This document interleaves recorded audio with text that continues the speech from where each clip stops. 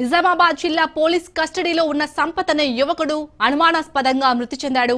పెద్దపల్లి జిల్లాకు చెందిన సంపత్ ను ఇటీవల నిజామాబాద్ సైబర్ క్రైమ్ పోలీసులు అరెస్ట్ చేశారు. దుబాయ్ పంపిస్తానని మోసం చేశాడని పలువురు యువకుల ఫిర్యాదుతో సంపత్ తో పాటు మరొకరిని అరెస్ట్ చేశారు పోలీసులు. విచారణ కోసం సంపత్ ను కోర్టు నుండి 2 రోజుల కస్టడీ తీసుకున్నారు పోలీసులు. విచారణ అనంతరం తిరిగి వస్తుండగా సంపత్ అస్వస్థతకు గురయ్యాడు. ఆసుపత్రికి తరలించగా చికిత్స పొందుతూ సంపత్ మృతి చెందాడు. అయితే పోలీసులు కొట్టడం వల్లనే సంపత్ మృతి చెందాడని ఆసుపత్రి వద్ద మృతుడి కుటుంబ సభ్యులు ధర్నాకు దిగారు. తమకు న్యాయం చేయాలని డిమాండ్ చేశారు బాధిత కుటుంబం.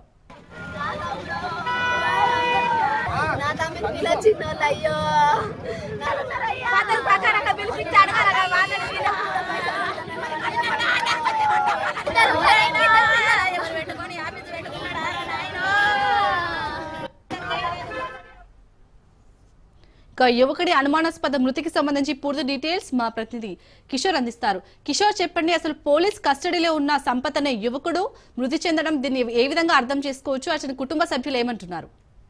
ప్రస్తుతానికి మాత్రం అటు సంపత్ కుటుంబ సభ్యులు మాత్రం ఆందోళన వ్యక్తం చేస్తున్నారు. అటు హాస్టల్ ముందర ధర్నా కూడా నిర్వహిస్తున్నారు. అయితే ప్రధానంగా చూసుకున్నట్లయితే ఇటు పోలీస్ కస్టడీలో ఈ గతంలో చూసుకున్నట్లయితే ఇలాంటి ఘటనలే నిజామాబాద్ జిల్లాలో చోటు చేసుకున్నట్టు కూడా తెలుస్తుంది. అయితే పోలీసులకు సంబంధించి ఇటు సంపత్ అనే వ్యక్తిని గత 2 రోజుల క్రితం నిజామాబాద్ పోలీసులు అటు అదుపులోకి తీసుకున్నారు, అరెస్ట్ చేశారు. అయితే జగిత్యాల పెద్దపల్లి జిల్లాకి సంబంధించిన సంపత్ జగిత్యాల్లో ఇటు కన్సల్టెన్సీ నిర్వహిస్తున్నాడు, గల్ఫ్ ఏజెంట్ గా ఉన్నాడు. ఈ నేపథ్యంలో గల్ఫ్ ఏజెంట్ సంబంధించి సంపత్ గత కొంతమందిని యువకులను దుబాయ్ పంపిస్తానంటూ వారి దగ్గర డబ్బులు తీసుకోవడంతో ఆ యువకులు పోలీసులకు ఫిర్యాదు చేశారు. నిజామాబాద్ జిల్లాకు సంబంధించిన యువకులు పోలీసులకు ఫిర్యాదు చేయడంతో ఆ సంపత్ ను పోలీసులు అరెస్ట్ చేశారు. ఈ నేపథ్యంలో జడ్జి నుండి అటు 2 రోజుల కస్టడీకి కూడా తీసుకున్నారు. ఈ నేపథ్యంలోనే పోలీసులు అటు సంపత్ ను జగిత్యాల తీసుకొచ్చారు, విచారణ నిమిత్తం జగిత్యాల తీసుకొచ్చారు. తిరిగి నిజామాబాద్ తీసుకువెళ్తున్న సమయంలో అనారోగ్యానికి గురయ్యాడు. దీంతో పోలీసులు సంపత్ ను నిజామాబాద్ ప్రభుత్వ ఆసుపత్రికి తరలించారు.